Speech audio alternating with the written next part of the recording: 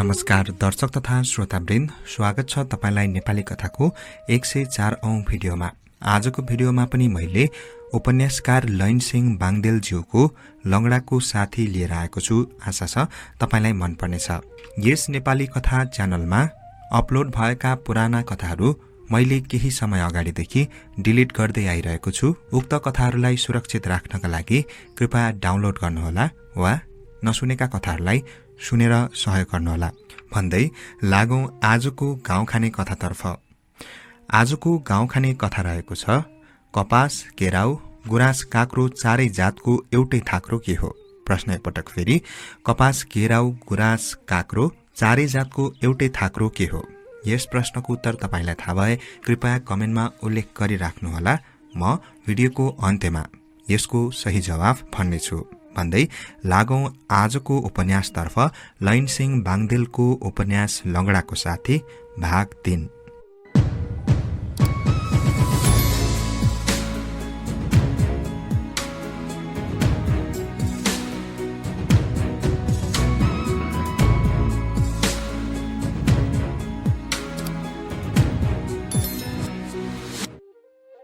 उपन्यास लंगडाको साथी, उपन्यासकार लैनसिंह बाङदेल, भाग 3।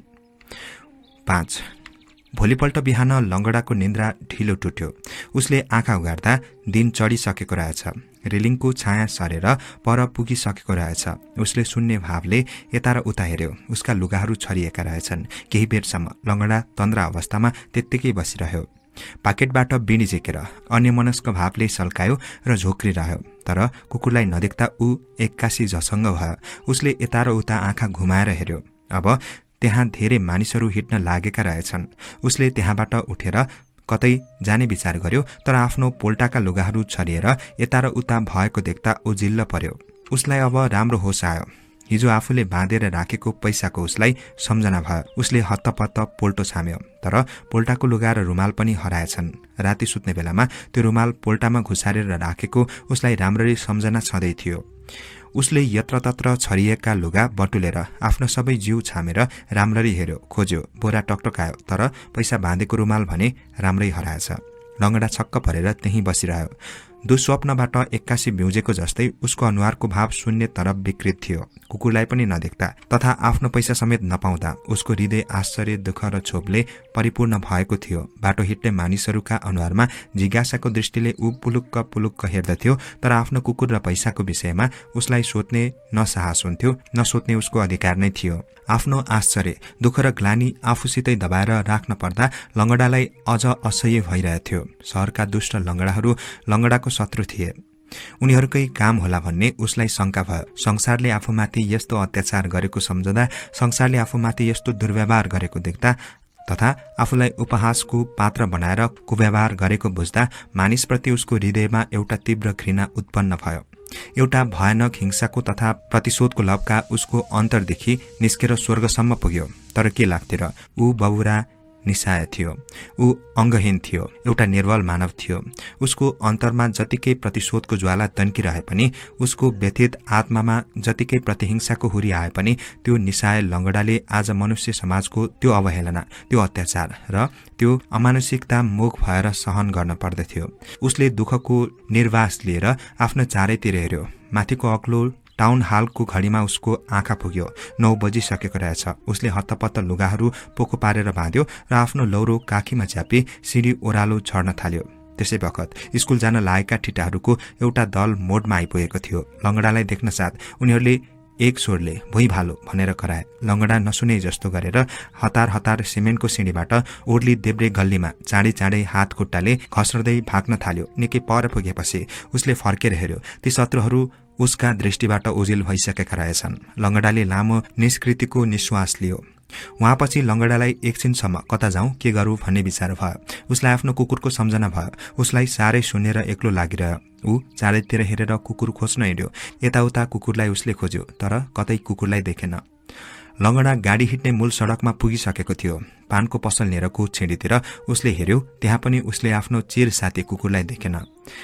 एकछिनपछि ऊ तल मासुको पसलतिर आयो। साग सब्जी बेच्ने बारीभित्र पनि खस्रदै पस्यो, तर उसले कतै कुकुरलाई देखेन। एउटा बिजुलीको खम्बानिर ऊ माग्न बस्यो, तर उसको मनमा भने बारम्बार कुकुरकै सम्झना आइरह्यो।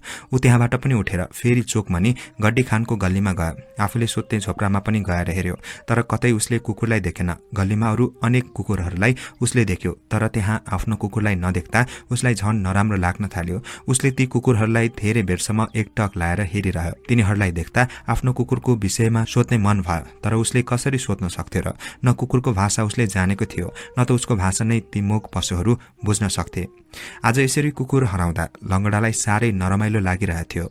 आफ्नो आजन्मको कुनै बन्धुलाई वा कुनै प्रेमिकालाई गुमाए जस्तो लागिरह्यो। संसारमा उसको अरू कुनै आत्मीय थिएन, कुनै बन्धु बान्धव थिएनन्। आफ्नो अन्तरमा रहेको सबै माया उसले त्यो कुकुरलाई नै दिइसकेको थियो। आफ्नो अन्तरको एकान्त स्नेह र आत्मीयता उसले त्यही मूक पशुमाथि पोखिसकेको थियो। त्यसैले उसको एकान्त हृदयमा कुकुरको निम्ति यत्रो ठूलो माया थियो। लंगडा दिनभरि बजारको उँधो र उँभो डुलिरह्यो। सबै गल्लीहरू उसले चाह्यो, परन्तु आफ्नो साथीलाई कहीँ पनि उसले पाएन, कहीँ पनि उसले देखेन। यसो हुँदाहुँदै सूर्य डुब्न लागे। पश्चिम आकाश मेघका टुक्राहरूले ढाकेको भए पनि सूर्यको लामा लामा किरणहरू छिरेर अग्ला अग्ला पहाडतिर स्पर्श गरिरहेका थिए। हिमालको आधा छाती बादलले छोपेको भए तापनि मास्तिर शिरमा धेरै बेरसम्म सुनौलो जलप लागि नै रह्यो। त्यो जलप साँझसम्म रहेर बिस्तार बिस्तार हराउँदै गएको देखिन्थ्यो। रातले पृथ्वीलाई पनि बिस्तार बिस्तार ढाक्दै लग्यो। जति रात पर्दै गयो लंगडाको मन उति उदास र गम्भीर हुँदै गयो। चारैतिर बिजुली बले। लंगडा यता र उता हेरिरह्यो। कतै कालो छाया देख्यो भने पनि उसले त्यहाँ आफ्नै कुकुरको आकार जस्तो देख्दथ्यो र त्यहाँ ऊ घस्रदै जान्थ्यो, तर शून्य छाया मात्र देख्दा ऊ निराश हुन्थ्यो। लंगडा धेरै बेर चोकको अघिल्तिर आएर बसिरह्यो। भरे आफू हिजो राति जहाँ सुतेको थियो त्यही गएर सुत्ने विचार गर्यो, तर जाँदा जाँदै उसको मनमा अर्कै विचार आयो। ऊ फर्कियो। अन्त्यमा घस्रदै घस्रदै गड्डी खान मनी जुन झोप्रोमा ऊ सुत्ने गर्थ्यो त्यही गएर सुत्यो। उसलाई धेरै बेरसम्म निन्द्रा परेन। उसका मनमा धेरै कुराहरू खेलिरहे। बाहिर हावा चलिरहेको थियो। आज झोपडीमा एक्लै सुत्दा उसलाई साह्रै शून्य लाग्यो। उसलाई यो निर्जन झोपडीको वातावरणले उच्चाट लागेर आयो। यसो हुँदाहुँदै आधा रात पनि भयो, तर लंगडाको आँखामा निन्द्रा छैन। उसले हाई गर्न खोज्यो, बिडी सल्काएर आफूलाई टोलाउन पनि खोज्यो, तर टाढादेखि शून्य रातमा कुकुरहरू एकहोरो भुकेको धीमा आवाज हावासित बगेर आउँदथ्यो। त्यसैले उसको तन्द्रा झन भङ्ग हुन्थ्यो।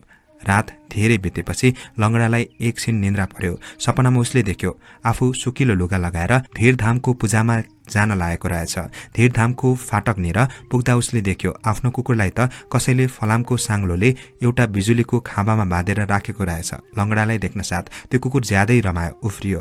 लंगडा पनि खुसी भएर मानिसको आकाशले आफ्नो कुकुरलाई बन्धनबाट मुक्त गरायो र धीरधाम मन्दिरतिर जान लागेका मानिसको भिडबाट जोगाएर आफ्नो कुकुर साथमा लिएर ऊ फेरि बजारतिर आयो। 6 मिरमिर उज्यालो हुन साथ लंगडाका आँखा उग्रे। चारैतिर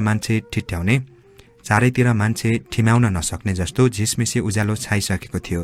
चारैतिर सुनेर चकमन्न थियो। रातभरि चलिरहेको हुरी पनि थामिसकेको थियो। पृथ्वी नै रातिको हुरीले उजाड पारेर गए जस्तो अहिले त्यहाँ यस्तो नीरवता झुन्डिरहेको थियो। लंगडा आफ्नो झुत्रोको एक कुनामा जाडाले एक डल्लो परी सर्प जस्तो गुडुल्किएर सुतिरहेको थियो। ढोकामा आग्लो लगाएको थियो, तापनि प्वालहरूबाट उषाकालीन प्रकाश त्यो उच्चाट लाग्ने झुत्रोभित्र छिरिरहेको थियो। पाखीले घुल्लुममा सबै मुख छोपेर लंगडा सुतिरहेको थियो। उसलाई त्यो एकान्तमा, त्यो निर्जन ठाउँमा सुतिरहँदा यस्तो लाग्थ्यो पृथ्वीमा शरीरधारी प्राणी अहिले ऊ मात्रै जीवित छ। बिहानसम्म त सपनामा ऊ कुकुरसित खेलिरहेको थियो, कुकुरसितै डुलिरहेको थियो। अहिले आफू बिउजँदा पनि उसले कुकुरलाई आफ्नै छेउमा सुतिरहेको सम्झिरह्यो। तन्द्रामा ऊ टोलाइरहेको थियो। हठात झसङ्ग भएर उसले पाखी पल्टाएर मुख उधान्यो। कुकुर रहेनछ। झुत्रो चारैतिर हेर्यो, मुन्टो तन्काएर कुनातिर पनि हेर्यो। कुकुर कहीँ रहेनछ। ऊ एकछिन जिल्ल परिरह्यो अनि बिस्तारै उसलाई राम्रै सम्झना हुँदै गयो। कुकुर त 2 दिनदेखि हराएको थियो। उसलाई कुकुरको सम्झना भयो। कुकुरको तातो शरीरले उसलाई छोइरहे जस्तो लाग्यो। कुकुरको आङ र थुतुनो गनाइरहेको जस्तो लाग्यो। उसले आँखा चिम्लेर कुकुर सम्झिरह्यो। कहिले त्यो गुडुल्किएर आफ्नो छेउमा सुतिरहन्छ, कहिले खुसीले पुच्छर हलाउँदै आफ्नो जिउमा टेकेर माथि घुँडासम्म थुतुनाले चाट्न पुग्छ, कहिले लुखुर लुखुर गल्लीको ओह्रालो उकालो गरिरहन्छ, कहिले नालोतिर जुठो हड्डीका टुक्राहरू खाइरहेको हुन्छ, कहिले जोतेको दलानमा गएर सुतिरहेको हुन्छ, कहिले चोकको वरपर हिँडिरहेको हुन्छ, कहिले धनबहादुरको आँगनमा गएर घाम तापिरहन्छ, कहिले वर्षाको मुसलधारे पानीमा निथुक्क भिजेर गड्डी खानको ओह्रालो छिँडीमा गइरहेको हुन्छ, कहिले स्टेशनको छेउमा खलासीहरूले त्यसलाई जिस्काइरहेका हुन्छन्, कहिले आफ्नै छेउमा त्यो बसिरहेको हुन्छ। यस्तै अनेक कल्पित चित्रहरू आँखामा ल्याउँदै लङ्गडा निकै बेरसम्म सुतिरह्यो।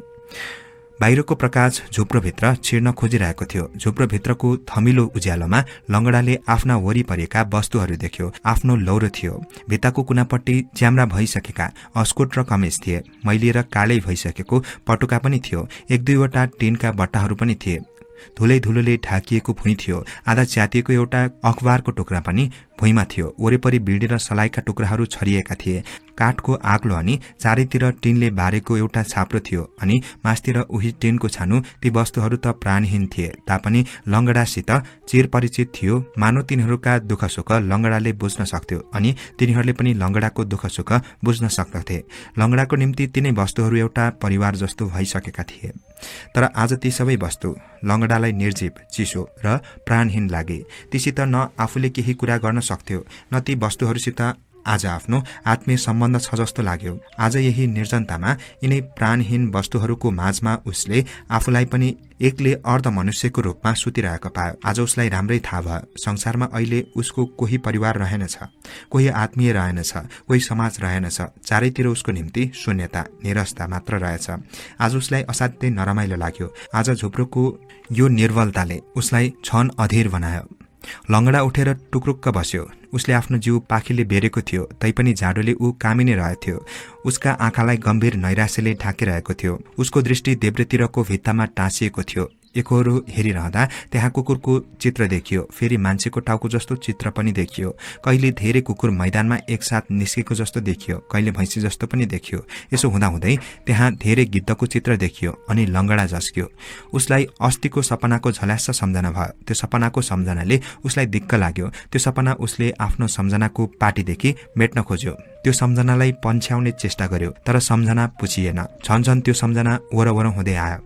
आफ्नो चारैतिर गिद्धहरू उडिरहे जस्तो उसलाई लाग्यो। कुकुर पनि रगतले मुछिएर बसिरहेको जस्तो लाग्यो। उसका आँखा तिरिमिरी भइरहे। कुकुरलाई गिद्धले ठुङ्गिरहेको उसले धेरै बेर सम्झन सकेन। कुकुरको उसलाई साह्रै माया लाग्न थाल्यो। उसका आँखामा आँसु आउन थाल्यो। उसले बलजफ्ती आँखा चिम्म गर्यो, पट्टी बाँध्यो, तैपनि कुकुरको सम्झना मनबाट हटेन। ऊ चिच्याउन खोज्यो, उसले भुइँमा थुक्यो। यसरी उसले कुकुरको बारेमा कल्पना गर्दा गर्दै कुकुर त्यही छेउको नालीमा डुलिरहेको जस्तो पनि लाग्यो। उसले आक्लो अलिकति उगार्यो र बाहिर निहालेर हेर्यो, तर गल्ली शून्य थियो। त्यहाँ कोही मानिस पनि अझ उठेको रहेनछ। शीत र तुषारोले घरका छानु, रुखपात र सडक भिजिसकेका थिए। प्रातकालीन हावा तल बोटानिकल गार्डनबाट उभो हानिएर बगिरहेथ्यो। रुखका पातहरू सरसर गर्दै मन्द मन्द गतिले हलिरहेका थिए।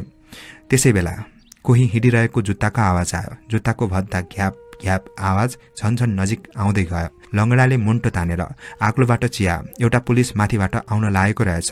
पुलिसलाई देख्न साथ ऊ झस्कियो। ऊ भित्तापट्टि टाँसियो र सास रोकेर बसिरह्यो। उसको मुटु ढुक ढुक गर्न थाल्यो। उसका दुवै आँखा चञ्चल भई उठे। उसका दुवै कानले जुत्ताको त्यो भद्दा आवाजलाई अनुसरण गरिरहेका थिए। त्यो जुत्ताको आवाज एकछिनपछि पातलो हुँदै गयो अनि बिस्तार बिस्तार नसुनिने हुँदै त्यो आवाज त्यत्तिकै हरायो। लङ्गडाले लामो निश्वास लियो। झर्को मानेर एकछिन गुनगुनाइरह्यो। उसले एउटा बिडी झिकेर सल्कायो र धुवाको बीचमा लट्टिएर झोक्रिरह्यो। बिहान भइसकेको थियो। चारैतिर राम्रै उज्यालो भइसकेको थियो। हावा केही जोडले बग्न थाल्यो। लङ्गडालाई साह्रै जाडो लाग्न थाल्यो। सधैँ त लङ्गडा बिहानै उठेर खस्रदै चियाको पसलमा गएर चिया मागेर खान्थ्यो। जाडोको महिनामा उसलाई बिहानै चिया नभई हुँदैनथ्यो। आज लङ्गडा मन मारेर आफ्नो झुप्रामा धेरै बेरसम्म बसिरह्यो। उसको मनमा न केही उत्साह थियो, न हर्ष, न आशा। उसले आफ्ना दुवै हातले मुख छोप्यो। ऊ झोक्रिरह्यो। प्रतिदिन बाँच्नका निम्ति उसले माग्नु पर्थ्यो, तर यो एक नाससित बितिरहेको जीवनले आज उसलाई ज्यादै विरक्त पार्यो। एउटा साथीको रूपमा आफ्नो दुःख सुखमा टाँसिएर बसेको एउटा मूक पशु त थियो। त्यसैको निस्वार्थ प्रेममा, त्यसैको मोहमा ऊ बाँचिरहेको थियो। यसरी धेरै बेरसम्म ऊ त्यहीँ बसिरह्यो। वारिपारी घरहरूमा बल्ल बिहानको घाम लागेको थियो। लङ्गडाले लामो निश्वास लियो, आफ्नो पोको काँधमा भिर्यो अनि आफ्ना लट्ठी र दुवै हातमा काठ समातेर बाहिर निस्कियो। यसरी लङ्गडा बिस्तार बिस्तार आज एक्लै गड्डी खानको उकालो घस्रदै हिँडिरहेको थियो। चोकभर आइतबारको हाट लागेको थियो। चारैतिर सागसब्जीको पसलले फाँट डम्म थियो। हाट भर्न आउने मानिस धेरै थिए। लङ्गडा त्यहाँ पनि नबसी बिस्तार बिस्तार स्टेसनतिर गयो। उसलाई सपनाको कुरा सम्झना भइरहेथ्यो। ऊ धीरधामको फाटकसम्म घस्रदै पुग्यो। उसले यताउति हेर्यो, बाटामनी माथि पनि हेर्यो, चारैतिर आँखा घुमायो, तर कुकुर भने त्यहाँ थिएन। सपनामा आफूले देखेको बिजुलीको खामा पनि त्यहाँ रहेनछ। ऊ निकै बेर त्यहाँ बसिरह्यो। तर आज लङ्गडाले हात पसारेर बाटा हिट्टे मानिसलाई भिक्षा मागेन। ऊ केवल मानिसको मुखमा मात्र पुलुक्क हेर्दथ्यो। उसको अनुहार आकृति नै उदास थियो। एक दुई मानिसले लङ्गडाको अघिल्तिर 4 पैसा फालिदिए। लङ्गडाले केही नबोली पैसा टिप्यो र शून्य दृष्टिले टाढातिर हेरिरह्यो। एउटा चिल आएर बाटामणिको चाँपको रुखको एउटा हाँगामा बस्यो। लङ्गडाले त्यो चिललाई हेर्यो। आज उसलाई आफू पनि त्यो चिल जस्तै भएर आकाश आकाश उड्दै सहर पहाड जंगल खोला नाला काटी मुलुक मुलुक डुल्ने इच्छा भयो। देश विदेश हेर्ने इच्छा भयो। त्यसबखत पारीपट्टि कसको कुकुरको छाउरा एकहोरो भुकेको स्वर सुनियो। लङ्गडा झसङ्ग भयो। आज कुनै कुकुरको भुकाइले पनि ऊ झसङ्ग हुन्थ्यो। उसले पारी गाउँमा हेर्न खोज्यो। त्यहाँ 8-10 जना मान्छे आँगनमा थुप्रेर तास खेलिरहेका रहेछन्। परतिर केटाकेटीहरू पनि घाममा खेलिरहेका रहेछन्। एउटा खैरे कुकुरलाई कसले जिस्काइरहेको रहेछ। लङ्गडालाई विरक्त लागेर आयो। अब उसलाई त्यहाँ बस्ने मन भएन। ऊ त्यहाँबाट पनि हिँड्यो। जज बजारमा आइपुग्दा रेलको लेख्नेर 2वटा कुकुरहरू घाममा पल्टेर सुतिरहेका देखियो। लङ्गडाले धेरै बेरसम्म ती कुकुरहरूलाई हेरिरह्यो। ऊ केही सोचिरहेको थियो। त्यहाँबाट घस्रदै ऊ फेरि चोकको एक कुनामा आइपुग्यो। त्यहाँ पनि चारैतिर हाट भर्न आउने मान्छेको भिड रहेछ। उसलाई दिक्क लाग्यो। ऊ घस्रदै हाई स्कुल जाने सडकको मोडमा फेरि आयो। उसलाई भोक लागिरहेको थियो। 10 बजिसकेको थियो। एउटा भलात्मी तलतिरबाट आइरहेको थियो। लङ्गडोको मनमा सानो आशा पला। ऊ हत्तपत्त घस्रदै सडकको माझमा आयो र भलात्मीलाई सलाम गर्दै पैसा माग्यो। हजुर। त्यो भलात्मी तर्केर गयो। त्यसले फरक्क फर्की घृणापूर्ण आँखाले लङ्गडातिर हेर्यो। लङ्गडाको स्पर्शले मात्र पनि त्यसको शरीरमा फोहोर लाग्ला जत्तिकै त्यसले गर्यो। लङ्गडा आश्चर्यले विस्मित भयो। यो मानिसमा मानवताको एक बुँदसम्म पनि रहेनछ। उसले त्यो भलात्मीलाई त सधैँ देख्ने नै गरेको थियो। अरू किरानीहरू सरह त्यो पनि आफ्नो अड्डा रोजै त्यहाँबाट जाने गर्थ्यो। कहिलेकाहीँ त्यसलाई आफ्ना परिवारका साथ हाटतिर डुलिरहेको पनि देखेको थियो। लङ्गडाले प्राय त्यसलाई देख्ने गरेको। त्यसले पनि लङ्गडालाई रोजै मागिरहेको देखेको। परन्तु त्यो त भलात्मी थियो। त्योसित सुन्दर स्वास्थ्य थियो। त्योसित पैसा थियो। अनि लङ्गडा थियो पङ्गु। सडकको माग्ने। भिन्नता त्यसैमा थियो। हुनलाई त ऊ पनि मान्छे तर आफू भलात्मी हुँ भन्ने सम्झी ऊ मानवताको तहबाट धेरै तलतिर गिरेको थियो। लङ्गडा फर्केर अघिकै ठाउँमा आएर बस्यो। दुनियाँको यो विचित्रता देखेर ऊ जिल्ल परि हाँस्न खोजिरहेको थियो। तर उसको हँसाइमा आँसु बादल भएर मानव हृदयको अन्तरभित्र रसिन पुग्दथ्यो। किनभने अन्तर्द्वन्द्वले उसलाई विक्षुब्ध पारिसकेको थियो। उसका आँखामा सभ्य समाजप्रति अवज्ञा नाचिरहेको थियो। उपेक्षा, उदासीनता, अकर्मण्यता र सङ्घर्षका हजारौं फिलिङ्गाहरू आएर उसको हृदयमा डाम्न खोज्थे। तर ऊ मुख नै थियो। ऊ बोल्न पनि सक्दैनथ्यो। त्यो त उसको निम्ति रोजै भइरहने घटना थियो।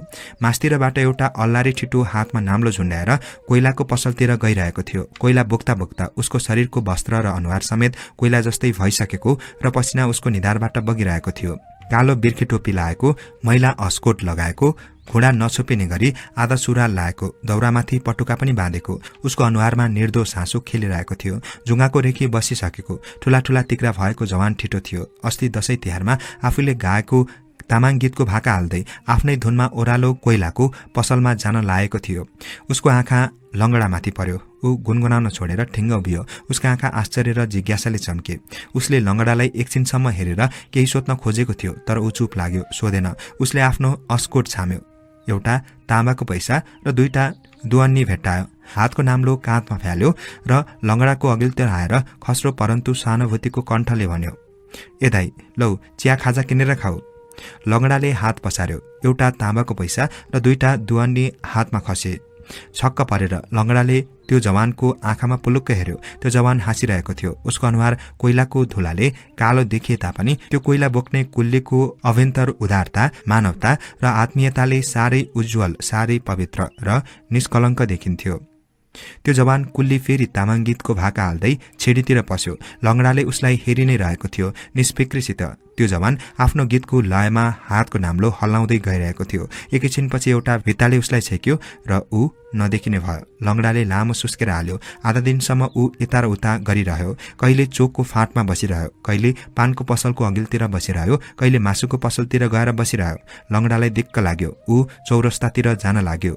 दिन रमाइलो गरी उग्रेको थियो। सिनेमा हेर्न जाने मानिसहरू रिङ्क सिनेमातिर जान लागेका थिए। लंगडा पनि आफ्ना दुवै पाखुराको बलले घस्रदै उकालो गइरहेको थियो। बीचवुड रोडबाट ऊ फेरि उकालो लाग्यो। ठूलो डाकघरको अघिल्तिर घुम्तीमा पनि ऊ आइपुगेको थियो। माथिबाट ओह्रालो बेगले दौडाएर ल्याएको एउटा मोटर लंगडालाई किल्चेर झण्डै धुलो पार्यो। तर मोटर बेगले हानेर सडकको छेउतिर गयो र लंगडा अलिकतिले बाँच्यो। तर लंगडालाई त्यो केही जस्तो लागेन। उसको अनुहार एकोरो थियो। ऊ अर्कै भावमा, अर्कै विचारमा डुबेको थियो। मानिसहरू उसको अघिल्तिर पछिल्तिर हिँडिरहेका थिए। कुनै कुनै मानिसले हातमा छाता बोकेर वा लट्ठी टेकेर लामो लामो पाइला सार्दै आफ्नो अघिल्तिर हिँडिरहेको देख्यो भने ऊ त्यो मानिसलाई धेरै बेर हेरिरहन्थ्यो अनि अन्य मनस्क भावले आफ्ना घोडा मुसार्थ्यो, गोडा छाम्यो र एउटा उद्वेगले ऊ घस्रदै हिँड्न थाल्यो।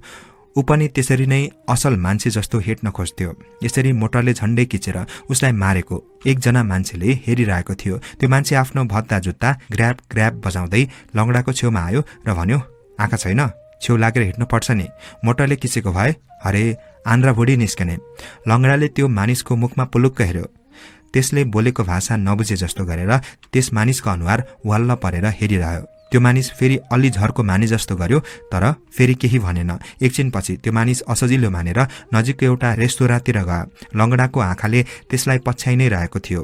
तर रेस्तोराँभित्र पसेर त्यो मानिस फेरि निस्केन। एकछिनपछि त्यो रेस्तोराँभित्रबाट एकजना ठिटो र दुईटी ठिटीहरू निस्के। त्यो नेपाली ठिटोको पोसाक अंग्रेजको जस्तो थियो। हातमा सिगरेटको टिन र मुखमा सिगरेटको ठुटो पनि च्यापेको थियो। अनुहार गोरो भए पनि त्यो निस्तेज क्रान्तिहीन निम्बु निचेरेको जस्तो अनुहार थियो। ती ठिटीहरूका हातमा एकै रंगका ब्याग थिए। दुवैका अनुहार त गोरो, तर अनुहारमा पाउडर, क्रिम र ओठमा लिपस्टिक दलेको थियो। हेर्दा जापानी पुतली जस्ता देखिन्थे।